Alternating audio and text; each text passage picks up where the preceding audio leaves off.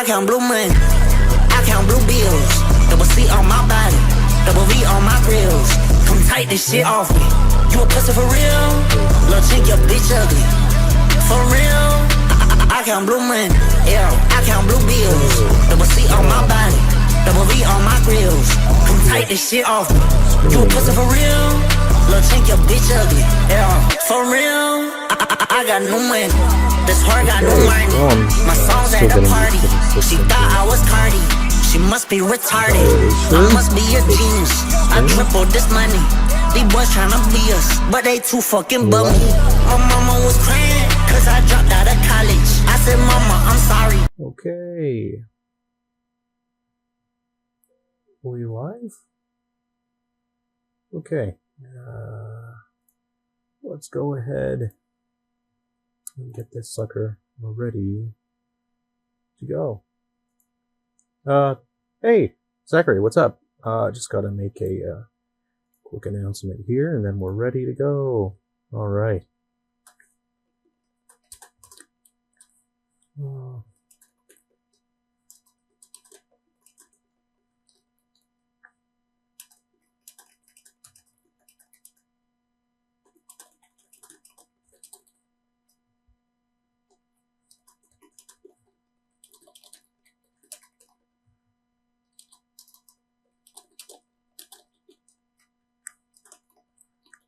Cool. Okay. Alrighty. So, we're going to be working on this fella here, the exterminator. So, I'm just going to get a couple tools set up here, and we'll see what it takes to finish this this fella up right here. Okay. There we go. Cool, cool, cool.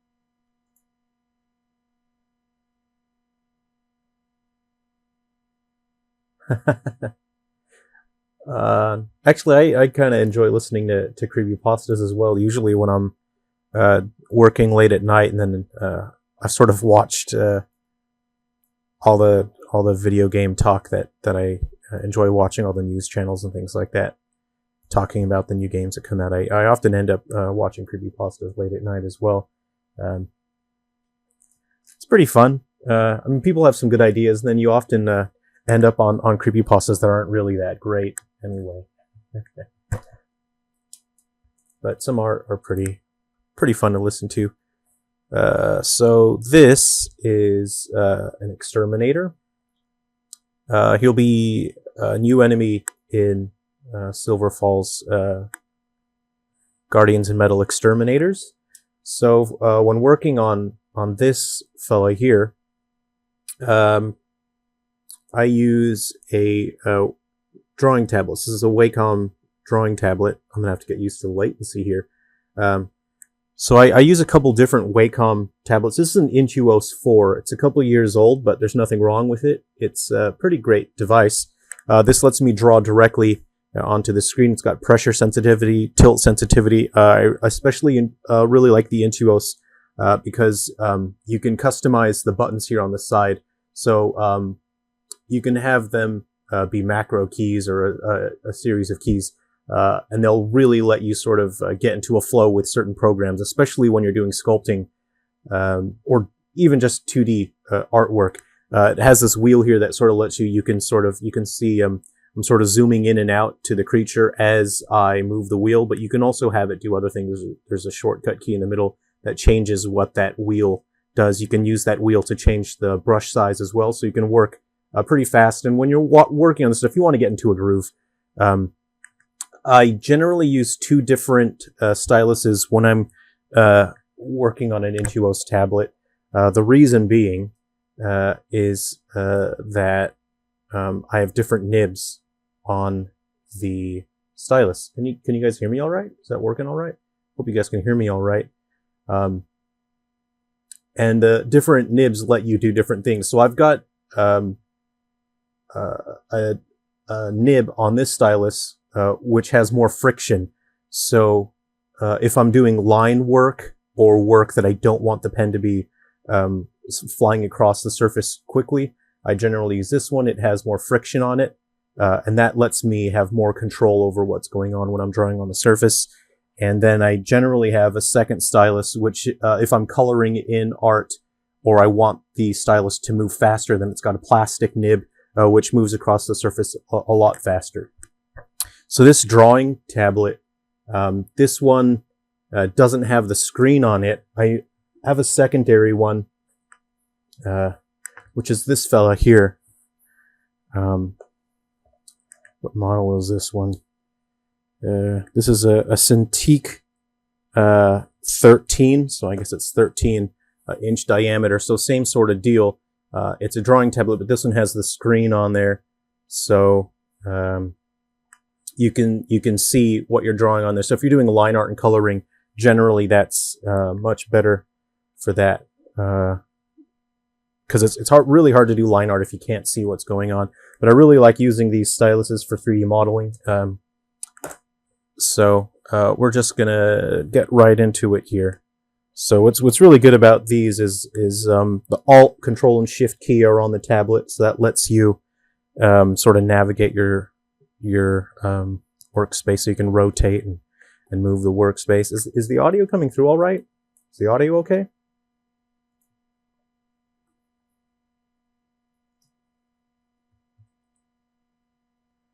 Okay. Let me have a look at my OBS here. Yeah, my audio levels seem to be okay. Cool. All right, so awesome, cool. Thanks for joining the stream here.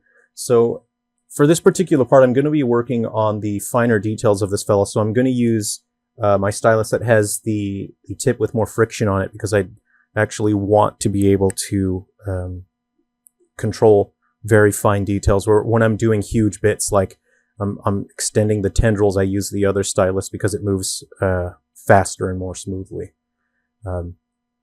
So when I'm making a creature, I like to imagine sort of what, if it has a bone structure, what sort of bone structure it's supposed to have. I like to imagine where its vertebrae would be connected, and what, where its ribs, where its legs, and by imagining the sort of where the bones connect, I sort of lump on muscle mass on top of that.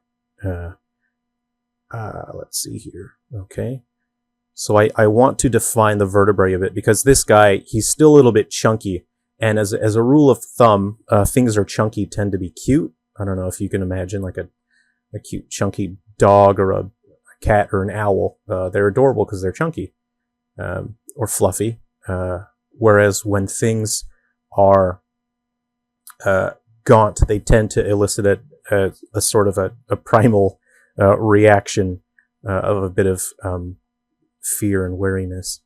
So as I use this tool, I'm using Sculptress to show people Sculptress, because it's free. Anyone can use it.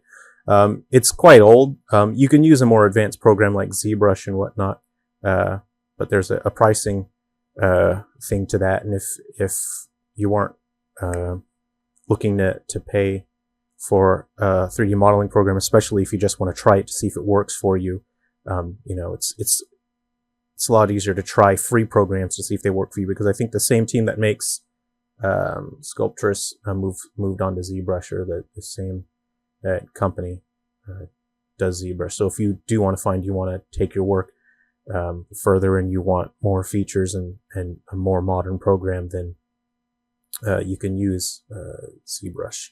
But Sculptress is free. You can download it right now. It's quite fun. And then later on, we'll look at the system that we built for Silver Falls characters, because we built a framework. So for all our upcoming games that have Silver Falls characters,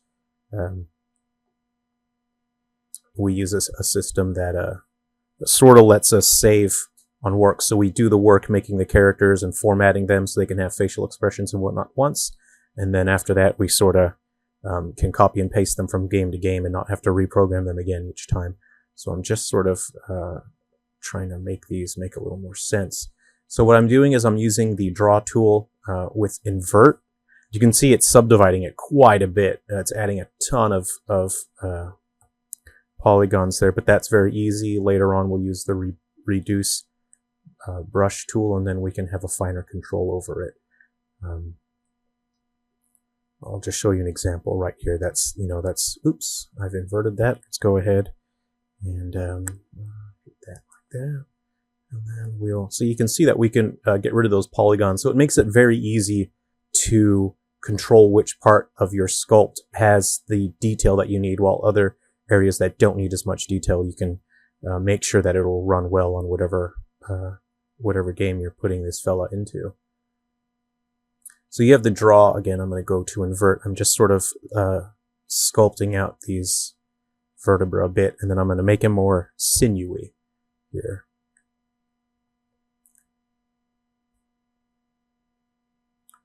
Alrighty.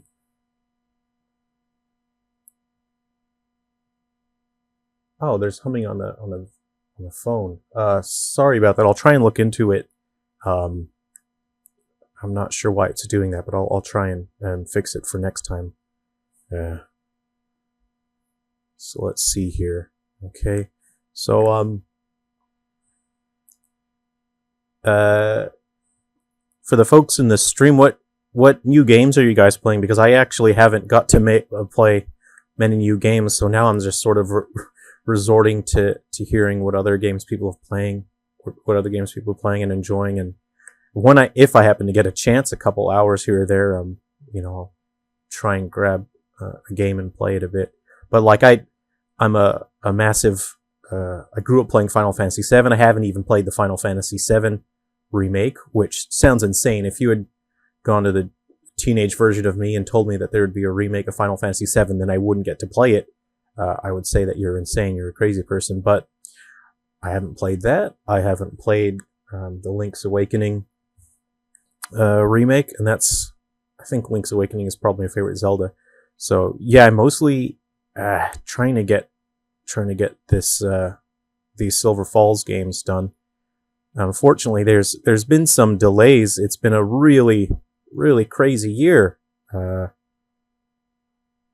everyone's had extra challenges this year. So I've just had to put in a bit of extra time working on this series to get these games out. So I accidentally touched a tendril, but that's fine. It's not a big deal.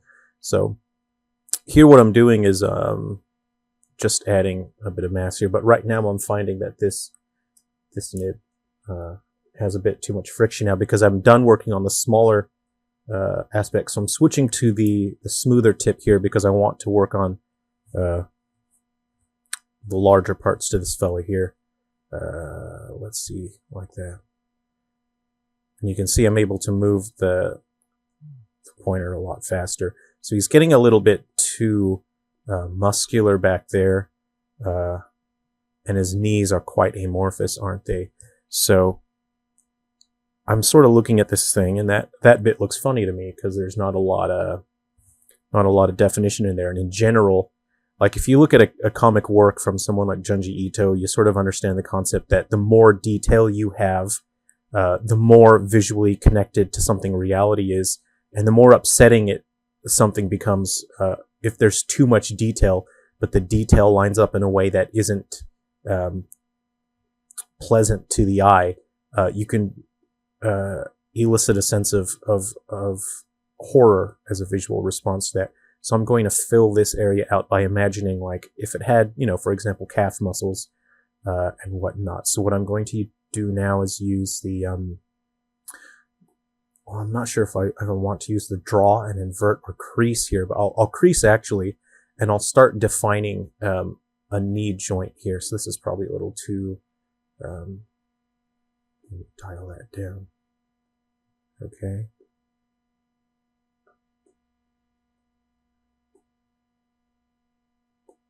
Okay, so I'm going to have to smoothen that out a bit.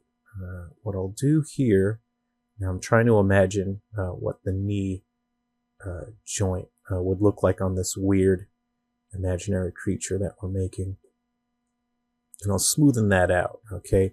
Now I want to imagine that there would be some sort of a tendon that would run from there to there to make it visually make sense. So right now there isn't anything like that. So what I'll do is I'll sort of size like that. Oop. Let's see here. Try to imagine a tendril here, like this. And I try to imagine what sort of details would just be too much. You wouldn't want to see so much detail on a creature, and that's what I try to aim for, is having so much detail that it's just not really that nice to look at, which is what you should strive for with a monster design. Because the when you have detail in a creature, it forces people to relate whatever creature they're looking at. It forces people to relate that to their life experiences, what people are familiar with. And if you have all of these details presented in such a way and in such a combination that it makes it difficult for people to relate to, yet they can relate to it in some respect, I think that's what makes an effective creature design. Let me undo that. I think of things like, for example, John Carpenter's The Thing. What year was that? 82? 83? And I love watching that movie. And I think it's so effective because, let me inflate this. There's so much detail in the monsters, and the detail they don't add up in a way that makes sense in your brain. And that's such a visceral response that people don't really have a way to cope with the upsetting strangeness of the creatures in John Carpenter's The Thing. And that's why I enjoy watching it, because it's effective, and you don't need CGI. You don't need, super fancy modern stuff. That stuff was made in 82 or 83, and it looks brilliant because the philosophy behind the monster design just makes a lot of sense. Go ahead and save that. Let's see, you're playing Vitamin Connection on the Switch with the controls. Okay. Maybe I'll try turning off my air conditioner and see if does that help with the buzzing sound there. And I suppose I'll just get very sweaty. Vitamin Connection on the Switch.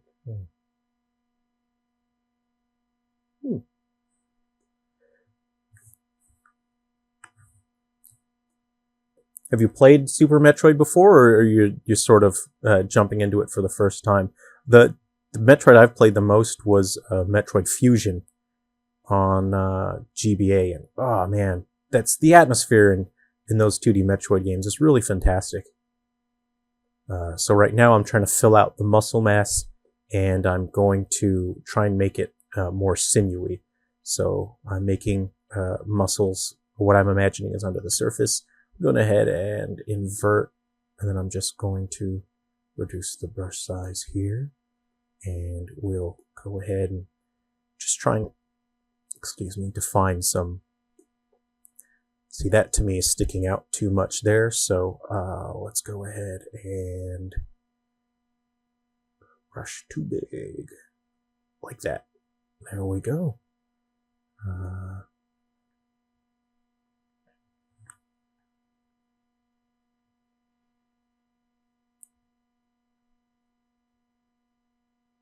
Oh, that's cool, yeah.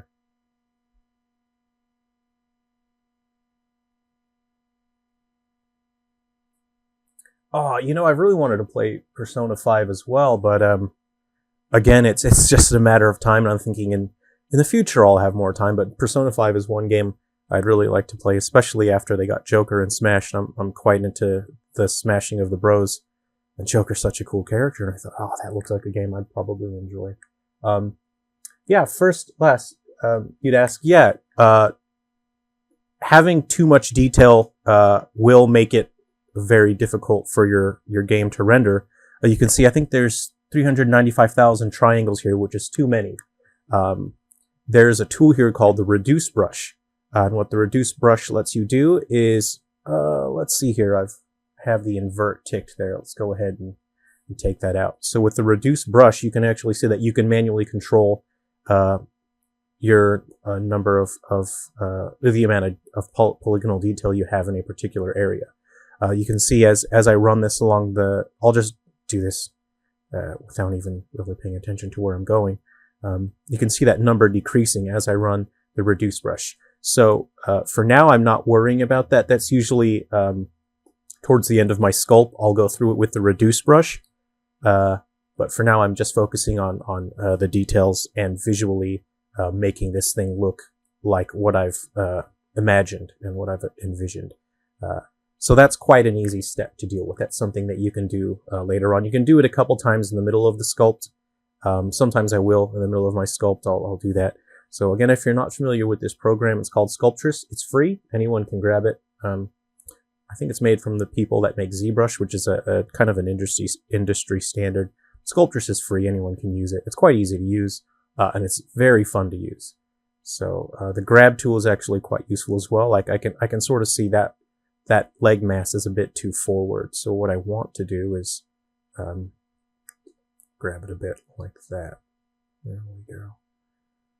And there we go. And the reason why these tendrils are sort of sticking out so far right now is I've got an idea of how I'm going to rig this monster. So rigging is the process of sticking it into a 3D program that lets you create a bone structure for it. And so I try to keep the tendrils separate from each other so I can make it easier for me to rig later on.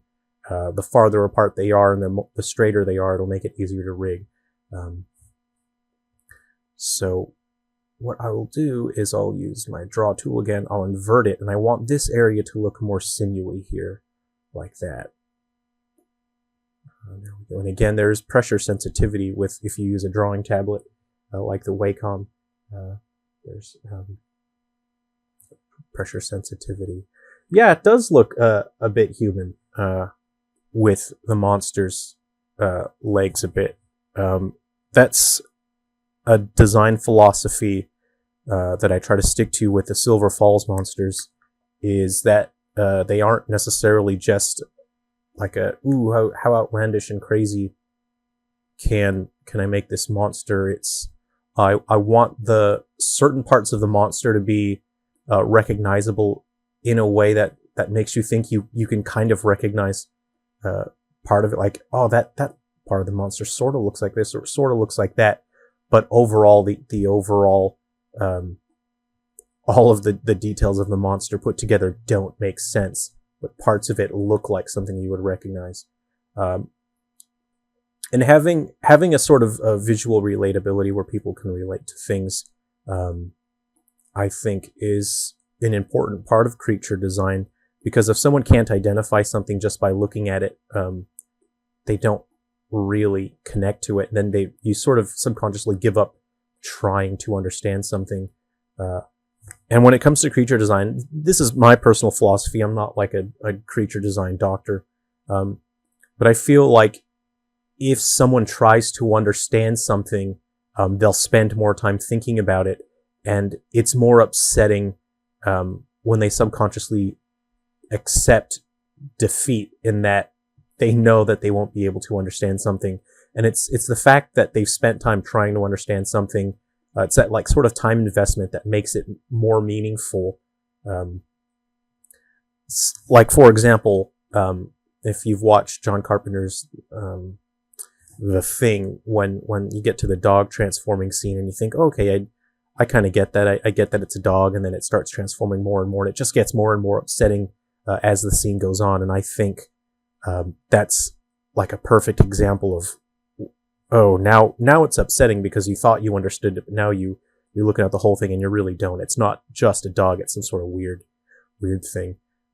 So I try to make certain parts of my creatures look like they could be a human limb or something that you think you might recognize. So I like to have the wireframe on because I can tell how much detail is in a particular area, but for now I'll turn it off because it's actually a bit distracting now. It's getting in the way of looking at my sculpt.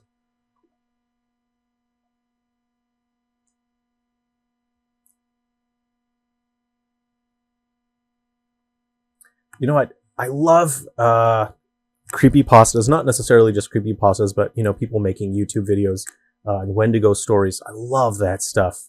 It's fun to see people put their own little spins on it when they're telling stories about Wendigos other similar sort of cryptids. But yeah, I love that stuff. If it's late at night, I'll probably put a couple of those kind of YouTube videos on. I love hearing Wendigo stories. I like seeing people's artwork about the Wendigo.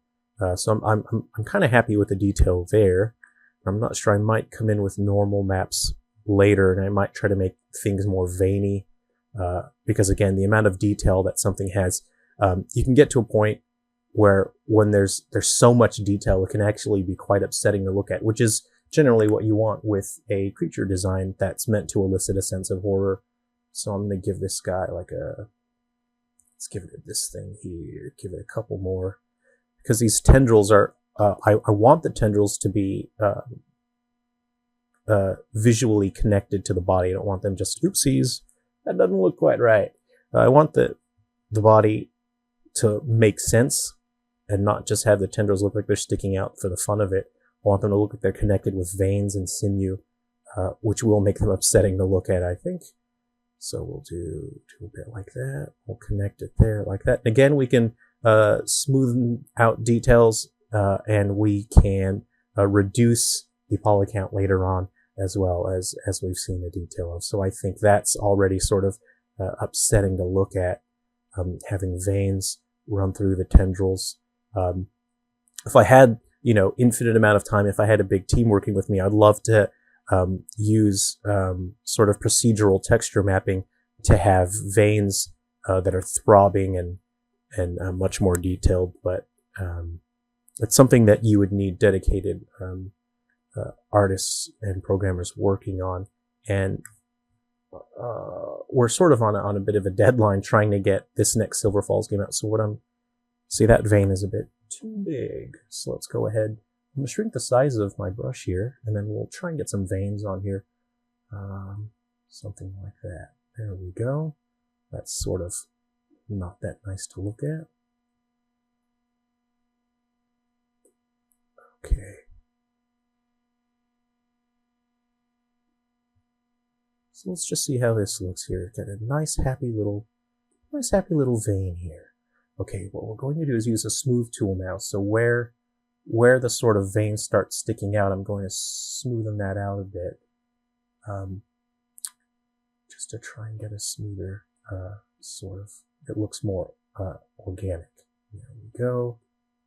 Smoothing that out. And again, we'll go in later and we'll reduce the poly count, because you're right, it's not a good idea to have a giant poly count. Right now, this is 626,000 triangles, which is an enormous amount.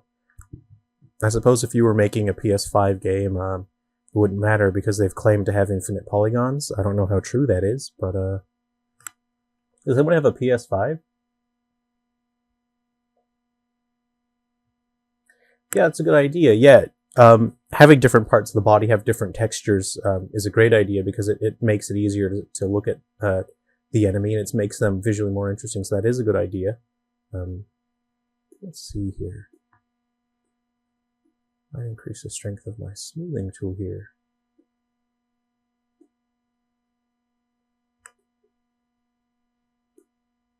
Let's see. Not sure what's going on here. I might switch to my mouse real quick. It seems to be doing something real funny. I'm going to turn my wireframe on just to see what's going on. Is it? Not sure what's happening here. It's gone crazy. Let's see. It's done something funny. So we're gonna step away from the smooth tool for a little bit. It's being a bit weird. But that's computers for you. So let's go ahead and save. Yeah. We'll go ahead and hit that reduce brush again. As you can see, there's an insane amount of polygonal detail there. So let's go ahead and just run that over, and then you can see the polygonal detail. It now makes more sense. And again, you can always come back and run through it more and more. You can get more into it. You can make a very high poly count version, and then you can bake the normal maps. Then when you create your lower poly count model, you can sort of put some detail back in with the normal maps. That's easier for your rendering program. I don't have a PS5, so I don't know if it's true that you can have unlimited polygons. They were bragging about that. I would love to have unlimited polygons, but yeah, I don't know if that was just marketing hype or if that's going to be a real thing. Let's see here. It's a real shame. I heard some people are getting their PlayStation 5s when they order them. They get them stolen, which is that's not cool. Don't steal things from people. But yeah, some people are receiving cat food. They're receiving foot massagers and you know, George Foreman grills instead of getting their PS5s delivered, which is that's so messed up. And I personally can't imagine what sort of thought process a person would go through when they see something that doesn't belong to them and they think, oh, cool, someone just spent, you know, $500, $600 on something. I think I'll take it from them. And to not feel bad about that is, I can't personally understand what sort of mental gymnastics you have to put yourself through to make yourself think that's okay. But I really feel sorry for people that have had their delivery stolen. They didn't get their PlayStation 5 or their Xbox. So that's pretty messed up. Yeah, I still use a Wii U. I've got friends that come over. We play. There's still a couple games on Wii U that we enjoy playing. I love the gamepad. There's certain games where having a map on the gamepad is incredible. Having an inventory on the gamepad is great. It's a real shame that the Wii U wasn't really picked up by developers as best as it could have been. That's a real shame. But yeah, I still use my Wii U. I like using it.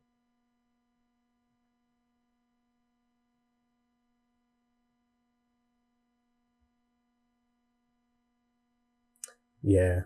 I think the unlimited polygon thing was just a marketing thing, but it sounds cool. But I mean, they kind of say that every generation, don't they? Like, oh, you know, unlimited this thing, more of that stuff. What I'm really looking forward to, I mean, I don't have plans to get a PS5 or a new Xbox in the future because I work so much. My entire day is pretty much working on Silver Falls games, and I really want to make the games for the Switch because the controllers can do really interesting things. And I just want to see what I can sort of experiment with on the Switch. So I don't even get to use my Switch that much. Most of the time, I play a game that I can play for a couple minutes at a time here and there. So it's usually something like Smash Bros. All right, so I'm going to start trying to make the connections of my tendrils. I want to make them more sinewy. Let's go ahead and save this bad boy right here. We're going to draw. And what I want to do is I want to have a stronger connection to my tendrils here. And I'm also going to work on my mouthy bits. So we're adding that. Oops, I've gone a bit funny there. I normally put an undo macro on my Wacom tablet, but this one I actually haven't plugged it in a while. And I think the driver updated itself, then it erased my settings. So I don't have the macro on here right now. And I want to make it seem like there's sort of a thin skin membrane that extends out of the tendril and connects it to the body. So what we'll do is we'll just extend that out a little bit more like that. And then underneath, we'll build that up. And then build.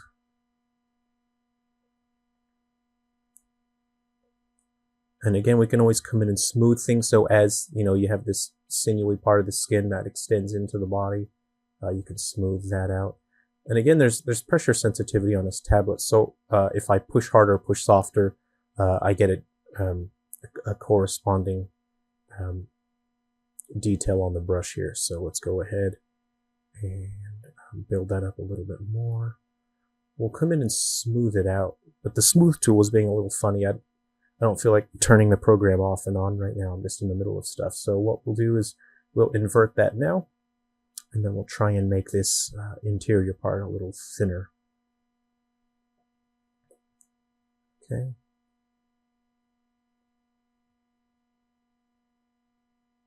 There we go. Just like that. There we go. There we go. All right.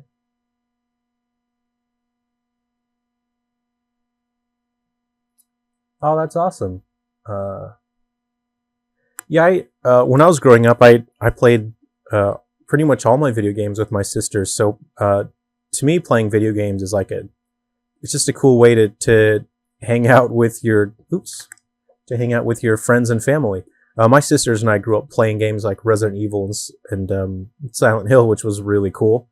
So we had like, the fun, cute games. We played the dancing games like Dance Dance Revolution, Bust a Groove or Bust a Move, depending on your region. But yeah, my sisters and I really loved playing the horror games, which is pretty cool. So I'll come in and smooth that out a bit more later as well. So, yep, and then we'll make that more sinewy, like that. Like that. And yeah, it's so great that we can still go back and play old games, even if we have to emulate it. Because yeah, it brings back cool memories of hanging out with friends and family. And I think the more we can still keep re-releasing games, the better. Because it's hard to get those games on the old consoles. So I think it's great when they re-release them. And then you can play old games on new consoles again. So I want these tendrils to be less puffy. And it looks like they're sort of stretched and sinewy like that. There we go. That's it.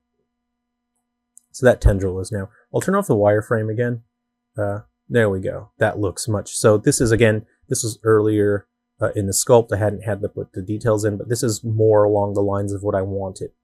Oops, flying around there. This is more along the lines of what I would like it to look like.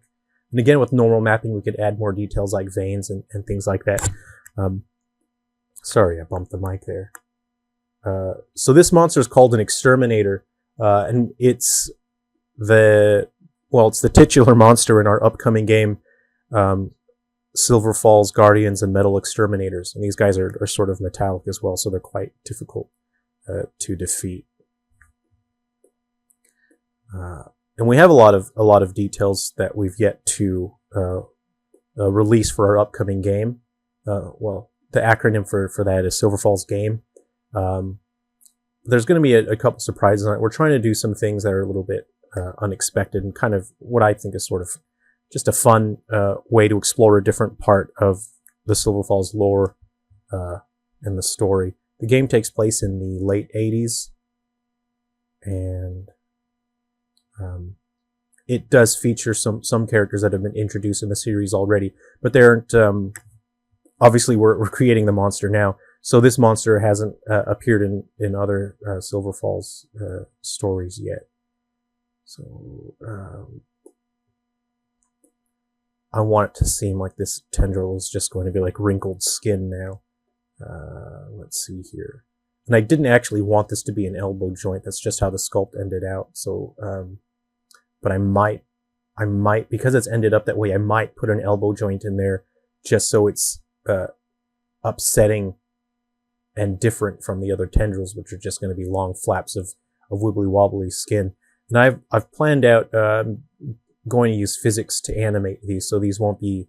There will be some keyframe animation, but I think it'll be more interesting to have the tendrils physics-based and wibbly wobbling around and sort of trying to tickle you, give you a little bit of a tickle to your health bar. So I'll put this here. And this fella, I'm imagining he's real good at just sort of grabbing things with his tendrils and then sort of sticking them down his mouthy bits. There we go. So I want the appearance of veins, stretched skin, very sinewy, very taut, so I can come back to that later. And I'm working, again, in a symmetrical mode, so I can work on one side and then the other side will be copied as well. So the mouth, again, has not been finished. It's not fully designed, but I can show you guys how far it goes in, because I've got an idea of where the player's camera will go, how close we can get to the creature. So the mouthy bit goes in about, I don't want to touch the model here, goes in about there. So it's not all the way far, but in general, during play, you'd never even be able to see that far in as well. And I'd use ambient occlusion, so it gets very dark as it goes further into the mouth. But my idea with this fella is that these tendrils would be able to stretch, and they would be able to grab its prey and stick them in there and give them a good old happy old kiss. Yum, yum, yum, yum, yum, yum, yum. There we go. Let's see.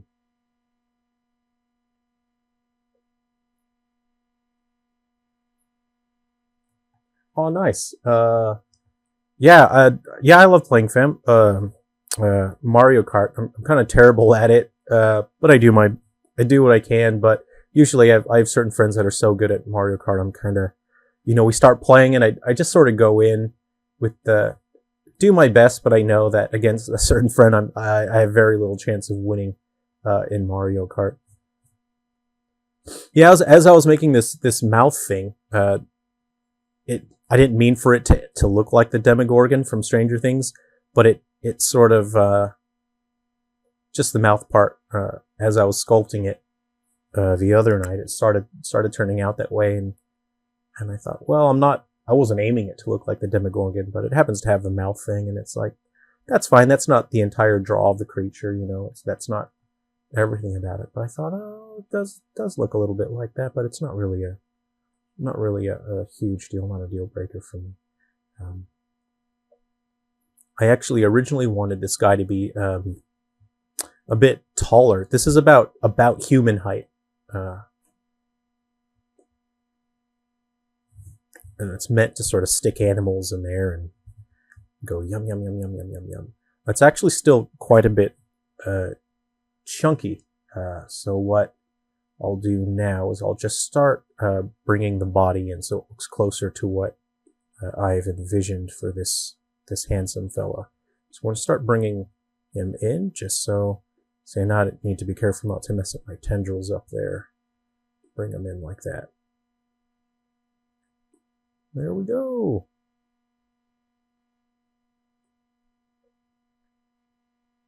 Yum yum.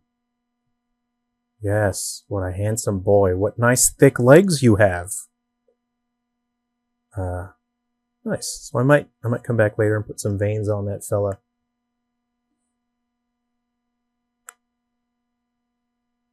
Yeah, Jabu Jabu.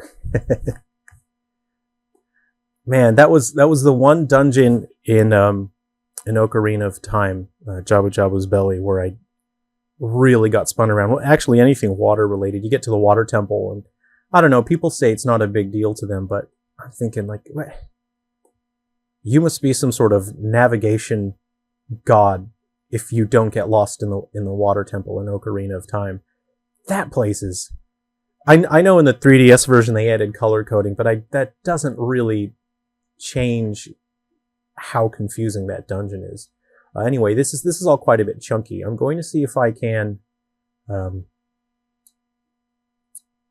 going to try and crease it a little bit more so that it doesn't look as adorable. And again, I'll come back later and uh-oh, that's gone. That might have punched through the other side. Not super crazy about what just happened. I might try and smoothen that out. Oop, okay, I'm not happy about that either. Alright, let's go ahead and smoothen that out. Okay. Cool.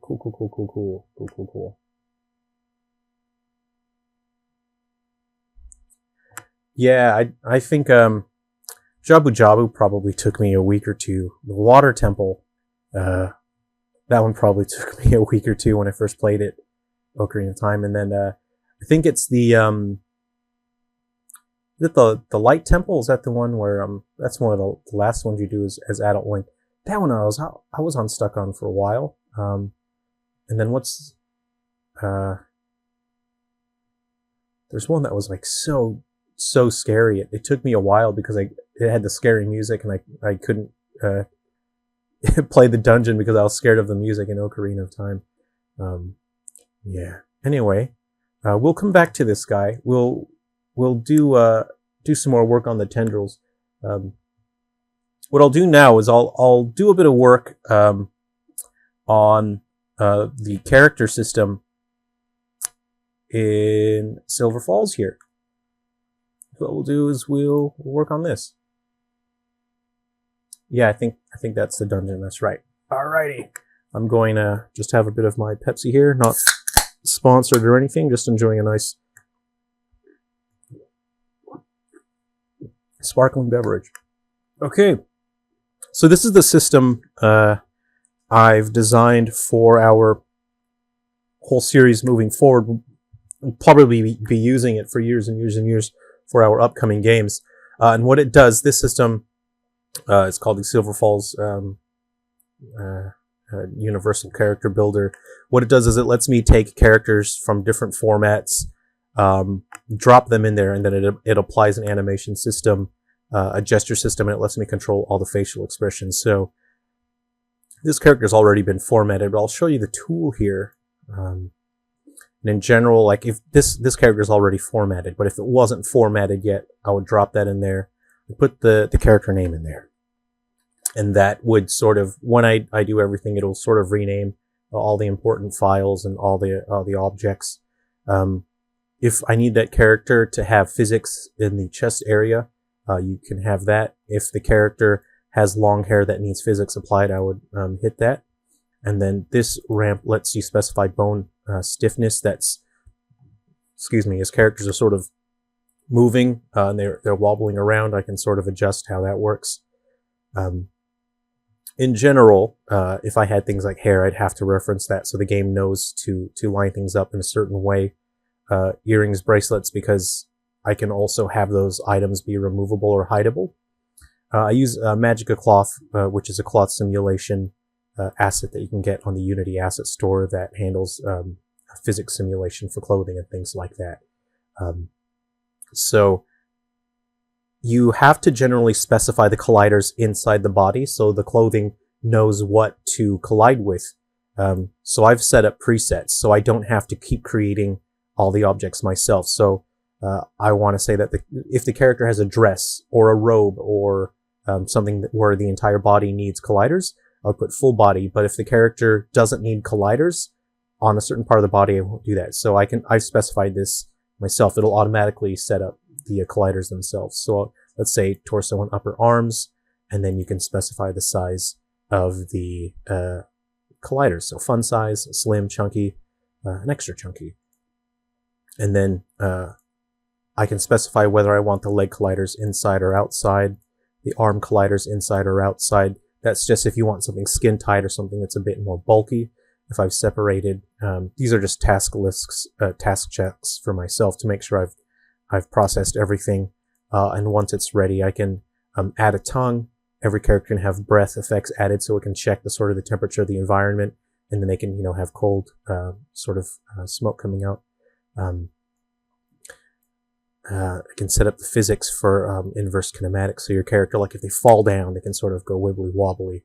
And the IK handles are for, characters walking. If you want IK handlers, they can walk uphill, step on steps, and it would adjust their legs accordingly. And I also have set up here, if I can just sort of grab on here, just for really realistic lighting on the eyes, I've added this sort of cornea so that it catches light and reflects in a very particular way. What's quite interesting about this system, we'll go ahead and we'll close that, is the facial control system. So right now I have one of the more interesting aspects is called the gesture tendency. And then the gesture tendency will sort of give facial habits to the character. So say, for example, every 1 to 2 seconds she'll have an eye twitch, and then every 2 to 3 seconds she'll have an Elvis sort of lip thing. So let's go ahead and run it, and then we'll see what happens. So we'll have a look at the character here. We'll zoom in a little bit. So you can see she's doing every 1 to 2 seconds the eye twitch and the lip. And so every character, I've planned out every single character in Silver Falls has very specific gesture tendencies. So even if you have like a character who you have a 70s version of that character, an 80s, and a 90s version of the character, and a modern day version of the character, their gesture tendencies can be pretty much the same. I'll go ahead and cancel that. I'll add a couple more just for fun. We'll play around with the gesture tendencies. So we'll change it to 4. And instead of, we'll go stretch eyebrows, the lower face. Let's go, whatever that's going to look like. Let's go upper face again.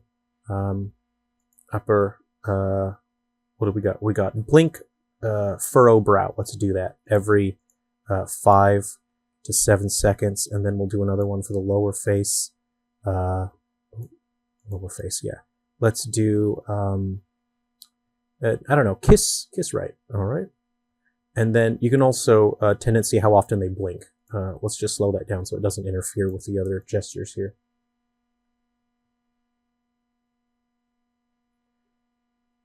Oh yeah, I've run all this on the Switch, and it works perfectly fine. It has very minimal impact on running it on the Switch, so it can be quite as detailed. So you can see we've added a lot of extra stuff there, and she interpolates all the different gestures kind of smoothly.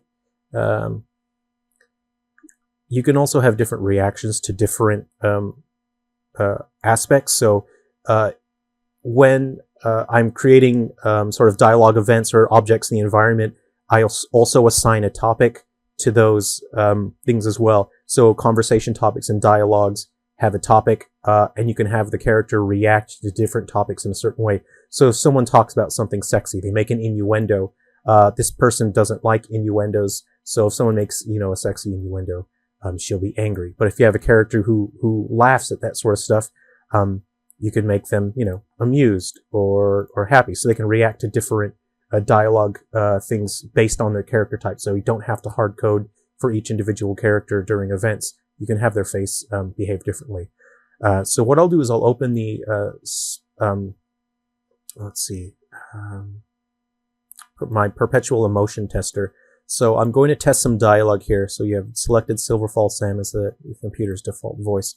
I'm going to put Clementine in there, and what we will do is we'll hit speak text, and then she'll read out the text. So right now, her lips are quite high, and I think the speech intensity is much too much. So what we will do is we will reduce the speech intensity, and instead of being 7.5, we'll put 0.5 in there. There we go. So you can see it's not as intense now. We also have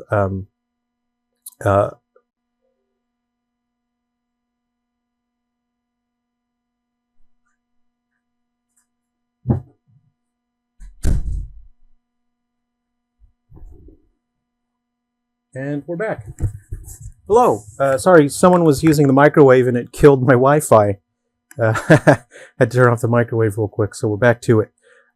So we'll, I don't know how much got cut off now, but we were sort of discussing mouth modifiers. So each character can have different animations when their mouth is moving for speaking. So each character won't look exactly the same. So what we'll do with Clementine is we will lower the mouth when she's talking, so her lips will be a bit lower, and this is the weight for that. So I'm going ahead and let's just move it up there. We'll run it, and then we'll see how it looks. So I've still selected Clementine. We'll speak, and you can see now her lips are quite low, so the weight is a bit too much. So can we adjust that on the fly? Yeah, you can see now that looks more natural. Her lips aren't too high and they're not too low, but her mouth is moving way too much, almost like she's shouting at us. Let's go ahead and reduce the speech intensity. And now her lips are not moving as much. So there's also a sort of lets you modify the rhythm so that her speech speeds up a little bit. After a certain number of words, the animation will speed up. So if one character reads a sentence out, it can look different from another sentence, as well as every person in real life has different habits when they're speaking. So what we'll do is, let's try this. Let's try purse lips. All right, let's see how that looks like. We'll leave that as none for now. We'll run that. And now let's see what it looks like when she talks instead of, oh, did we run that? instead of lowering her mouth, we'll purse lips, and then we'll see what happens. Speak text. So you can see her lips are pursed a little bit now.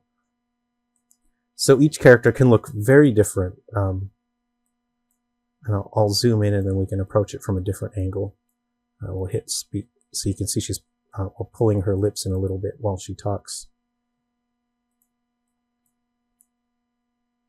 There we go. If you've ever wondered what Clementine's hat says in the 3DS, it's quite a low resolution, but it says that says Silver Falls. Oops. Let's hide the gizmos here. Yeah, that's the Dusty Cactus. Oh yeah, there's a question here. There won't be any crossplay between the Switch and the 3DS. In terms of the code linker code to connect to the other games to unlock content, it's going to be the same code linker system. They're going to be pretty much the same game, but the Switch will have multiplayer, whereas the 3DS is going to have a campaign that doesn't exist on the Switch. So that's fun.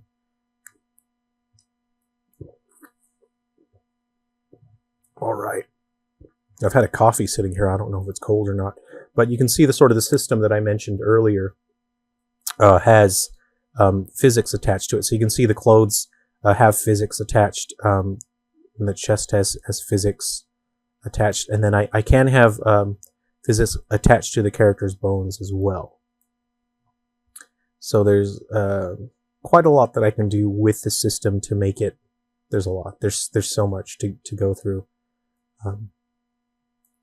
And then habit triggers as well. So habit triggers, these are scripts that are added, of course, as you specify these gesture tendencies. When that object is instantiated, it adds these triggers, these habit triggers. So if I had, if I put more of these gesture tendencies, then I'd have more of these scripts that are added on runtime when that character is run. And of course, it's very easy now. Every character uses this universal format. That means I can take this character, I can plug it into other games, and the animations will work.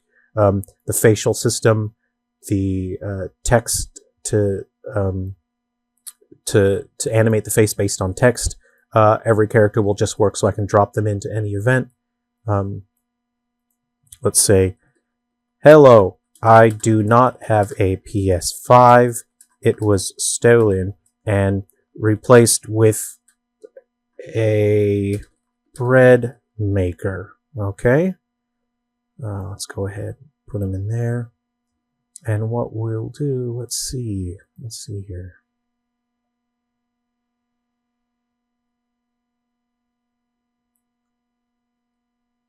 Oh, right. Different. He already has his facial expressions in there. Let's see. We'll put frown in there. How about that?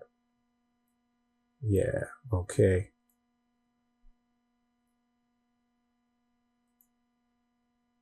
Oh, it's hard to see because his mouth isn't moving that much. Let's try to dial that back.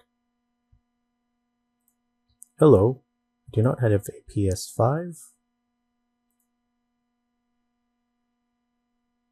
Was stolen and replaced with a bread maker. Ah, he stuck his tongue in. I forgot that was where is that? Huh. That's in there we go. Tongue out, upper open.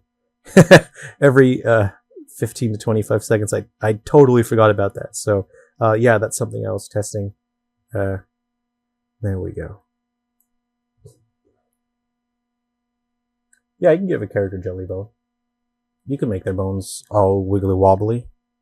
I normally have it turned off by default. Well, let's see here. So we shrink that. Those are the habit triggers. I think we got to go to. It's quite difficult because when you have systems that animate the bones with physics, it substantially affects things like if they have a watch or if they have something attached to their belt, having the animated physics can be really negatively affected. So I actually have bone clones That's an entire set. It's like a skeleton that's just meant to clone the position and rotation of a character's actual bones for animating, so that I can still attach things and not have it interfere or glitch at all. So I've turned on the dynamic bones, but I'm going to be replacing that system because it's not quite doing exactly what I need to anymore. But when I've turned on the dynamic bones, you can see that that character, their spine and their shoulders now can react realistically. So there we go. Let's go ahead and reset the rotation on that. Whoa, no! But there you go. And I think that makes for a pretty realistic and interesting movement in terms of, you know, moving that character around and sticking their tongue out.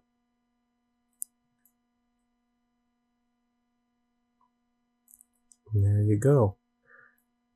And so it took me probably 6 weeks of work to get this system made, but it handles all the pretty much everything. And so I can plug it into all our future Silver Falls games now. I won't have to redo the work on each individual character. In terms of programming, the programming is already there, so that's quite exciting. Again, I'll be using that for a while.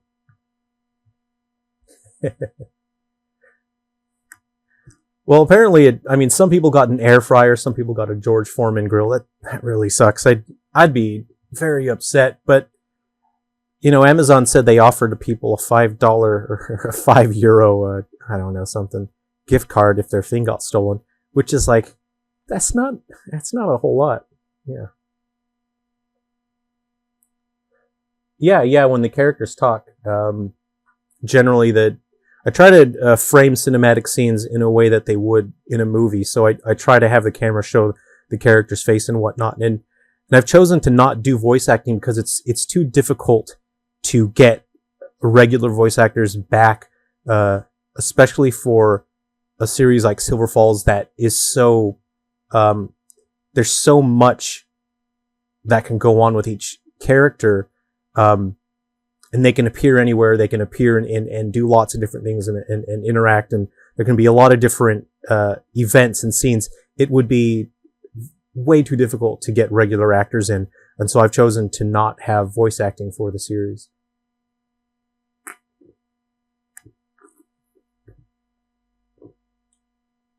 Oh, they oversold PS5 pre-orders. That's not real smart. You know, it would be a great way to make up for it for the next PlayStation is have a pre-order bonus that's a Sony air fryer. Yeah, you can have that one, Sony. You can keep that, the Sony air fryer for the PS6. That's on the house. But I mean, if you want more ideas, you're gonna have to send some checks my way. But that one you can have for free. I'll go over a couple other small things here. Where did Clementine go? Actually, let's look at another character now.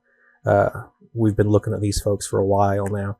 Let's go at let's look at Wood.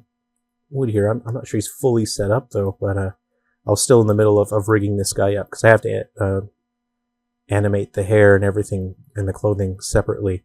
Let's see here. Is this character fully set up? Oh, so check these out. These are holders, right?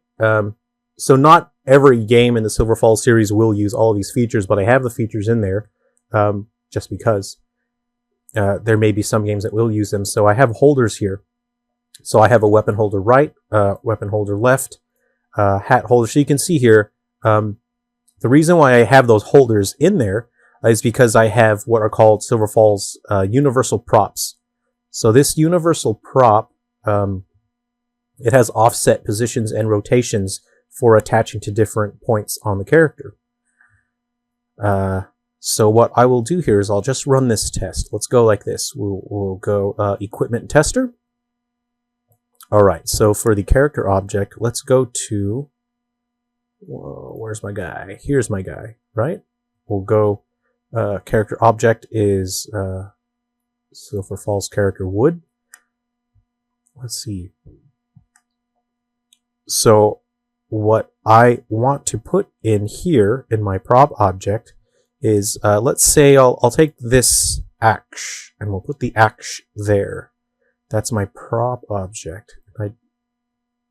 haven't used this testing tool in a while, so I don't super 100% remember how to use the tool correctly to test it. But this lets me test the point. So if I equip the prop to the character, you can see that he holds the axe in his left-handed, and then I would have to adjust his left-handed position because it doesn't super fit. But let's say I want to put it on his shoulder now. Let's go ahead and put that to none. Let's remove that.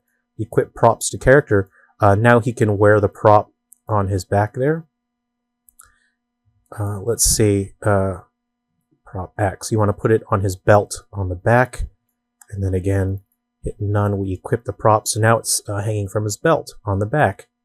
Let's see what it looks like if we put it on his belt on the front.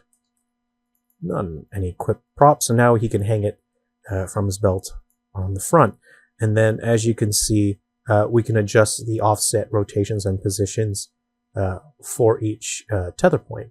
I've never tried to attach it to a hat because obviously it is not a hat, but today it's going to be a hat. So let's go ahead and equip the prop to the character, and he doesn't want to wear it as a hat because what are you, a crazy person? An axe is not a hat, so obviously that can't go there. But let's see if he holds it correctly in his right hand. None. There we go. Okay, so we would have to fix that because he's holding it backwards. Unless it's like a really stylish way to fight with an axe that I don't know about. But mainly it's for attaching to those points there. Let's go ahead and click that. Yeah, and every character in Silver Falls, whether it's an NPC or a playable character, they'll all have these values. And it's designed in an efficient way that doesn't use up, a lot of memory or processing or anything like that. And I don't know, if someone wanted to mod a game or something, they could take the NPCs and make them function as playable characters because they all have the data in there. I mean, that's not my intention, but it's more flexible from a developer standpoint to have all of that data in there, and then I can have more freedom with the characters. Hey, you're back. Hello. Yeah, it's the logistics. There is this is going to be a spoiler, but I mean, there's only a couple people here anyway. But there's one game that's in development right now that we haven't mentioned or publicized or anything that will have voice acting in it. But it'll likely be the only, if not one of the only games that has a voice acting in it. And then again with that character creation system, I think we've got bracelet holders, earring holders, so that way if there's any sort of game that uses a character customizing system or a character building system, all of these are already, it's an automated system that puts those tether points in the right places. So that way the player can equip, different pieces of jewelry, glasses, hat, necklace, rings, earrings, and then it'll appear on your character as it should. And there you go. Cool. And in case anyone is a fan of the Game Boy Color game that we launched last month, which is it's still in beta, but you can play through the entire game. We do actually have, this is just a silent spoiler between us, the couple of people that are here. Sheriff Fred, that's in the Game Boy Color game, you see him there. This is Sheriff Fred in the modern day. This part's actually, I don't know why that's floating there. That's supposed to be... okay, hold on, my cigarette box. That actually is attached there. Actually, if you have a close look here, I'll try and get in there. You can see that he's taped his cigarette box onto his suspenders with some tape there. There you go. So he's always ready for a smoke. But smoking is bad, okay? Don't do it. Because drugs are bad, okay? Yeah, he's got some in there, but they're fully, let's see. I think those are grouped together, so you can't really remove those out there. But I actually had a lot of fun designing the box for that and making it sort of, you can see that it's got imperfections and shiny bits on it. But yeah, this is actually Sheriff Fred as he would appear in the same year as 3 Down Stars. So He's 17 years older than he was in the Game Boy Color game. That's pretty cool. He's also rocking his favorite liquor, Silver Courage. It's made in Silver Falls, actually. There we go. So there's Sheriff Fred. That's a spoiler. Don't tell people about it. That's just between us guys. And here's Butch, the butcher. There we go. He's got a cool belt for his tools there.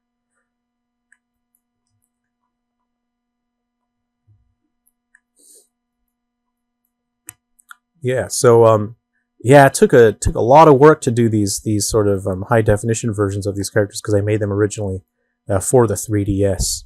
So redoing everything from scratch. So when we do event, that's his ties being set up for physics and whatnot. So setting everything up, having to redo all the graphics and do shaders and add more detail to things. Because when the games are on the Switch, I want them to look as good as they possibly can, and I didn't want to just take the 3DS game. So again, those are just sort of floating there while I line them up. But there's Sheriff Moss there, and yeah, I'd actually gone in and I'd even painted sort of the reflectiveness and the moistness underneath the eyelids and whatnot, and I added these corneas to make them catch light better, and it just makes the characters look more interesting. So I'll open up a room here that's meant for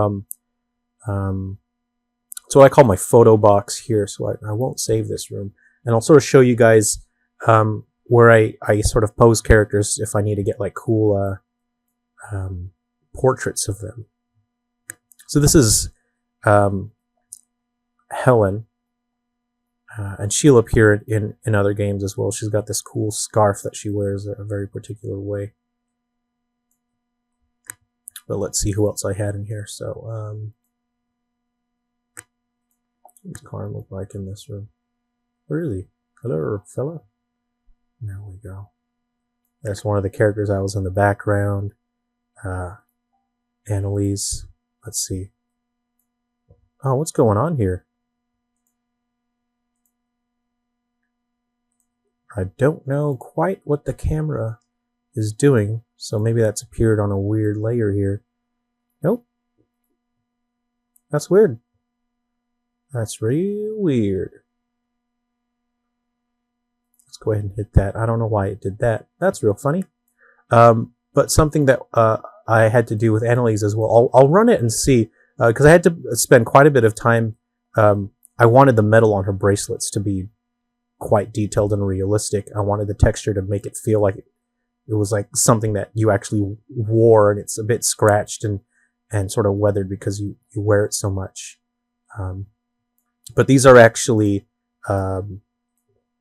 animated with physics as well. I'll turn the gizmos on. You can see the physics detection on there. So I'll run it and we'll see what happens. But obviously in the 3DS version there are no physics.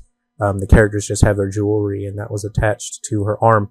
But in the upcoming Switch games and any sort of future games, her clothes will have physics animation. The bracelets will have physics animation. So we'll run it and then we'll see if it behaves.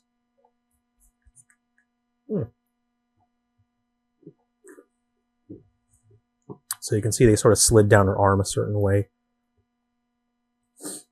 Let's go ahead and character. Let's turn on all the dynamic bones here, and then I'll turn off the gizmos again, and then we can sort of, should be able to, well, you can see her arms, her clothes have physics reactions to them.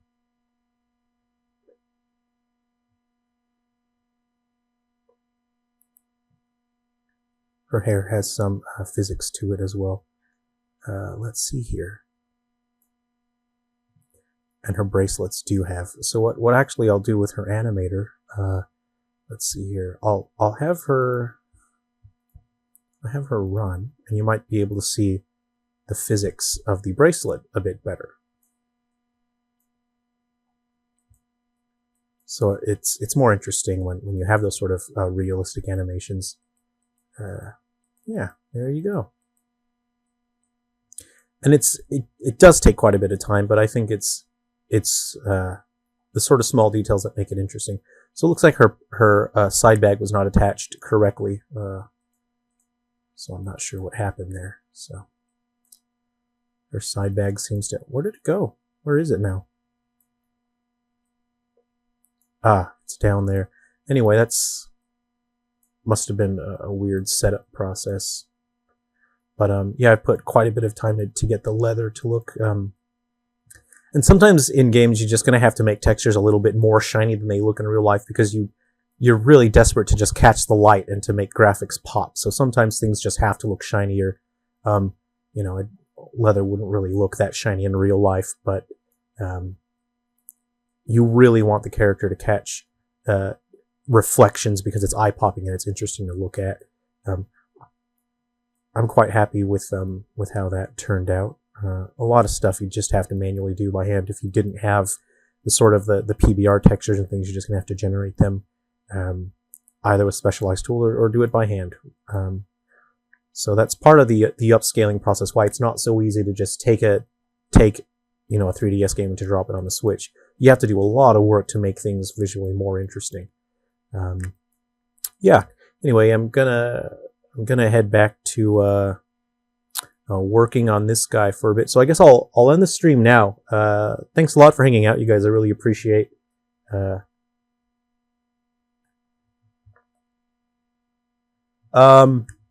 How much the 3 down stars sell? I don't think I'm allowed to.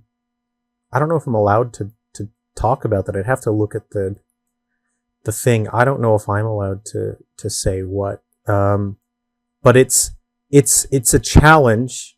It didn't sell. Well, it hasn't sold great yet. There have been a lot of issues with glitches and things like that. But it's difficult getting updates pushed out on the 3DS because there's a lot of complications on the Nintendo side of things. And there's a developer that's been spamming Nintendo with like Brick Break clones, and it's clogging up their system, and it's just nonstop. If you have a look at the eStore, there's tons and tons of it. And my submissions are getting lost in the shuffle, and I'm being told that they're just really busy right now. So when I make updates for 3 down stars, something that should take less than 2 weeks, it's taking months and months. So it's hard to get new games. It's hard to get updates for 3 down stars in, but I'm really hoping that once we get a few new games in, we get some games on the Switch, people might go back and try 3 down stars on the 3DS. And if not, hey, you know, some people got to try 3DS and they enjoyed it, and that's good enough for me. As long as we get new games out and the new games are selling and supporting the studio, then that's the end goal, is to make enough to keep making more games. So let's see. Hey, what's up? So well, no one in the 3DS games, no one ever explains if it's a virus or what's going on with these sort of things. Is it spores? Is it, you know, a zombie thing? It's not zombies. I can say that much. But yeah, over the next few games, you will be able to. Excuse me, now my Pepsi's making me burp. Over the next few games, there will be more and more details. This game that's coming up, Guardians and Metal Exterminators, this will certainly give you a little bit of insight into what's going on with some of the creatures, but not every creature has the exact same backstory and answers as other creatures. So, yeah, hey, thanks for hanging out on the stream. I don't know, we're starting to get a couple more people come in. I appreciate you guys hanging out. I'll stream again in the future at some point, and then hopefully by the time we stream, we might even have this game done and submitted to Nintendo. So thanks very much for hanging out, you guys. Yeah, it was pretty fun. It was good talking games and showing you a bit of the stuff behind the scenes in Silver Falls. So if you guys have any questions, feel free to shoot me a message on Twitter, on Facebook. And if you want me to cover other topics, or you have questions about game design, just shoot me a message. I'll try and include it in the next live stream. So thanks a lot, guys. we'll see you next time. Take care. Be safe and enjoy the holiday season, I suppose. All right. See ya.